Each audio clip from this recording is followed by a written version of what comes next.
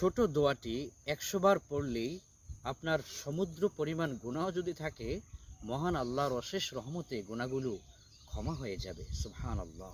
সময় পেলে প্রতিদিন কষ্ট হলে ছোট এই দোয়াটি ১০০ বার পড়ুন। সুবহানাল্লাহি ওয়া বিহামদিহি।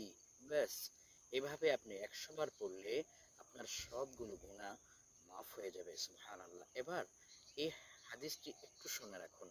সহিহ বুখারীতে এসেছে, আন আবি হুরায়রা রাদিয়াল্লাহু আনহু قال قال رسول الله صلى الله عليه وسلم من قال سبحان الله وبحمده في يوم 100 مرة حطت خطاياه وإن كانت مثل زبد البحر।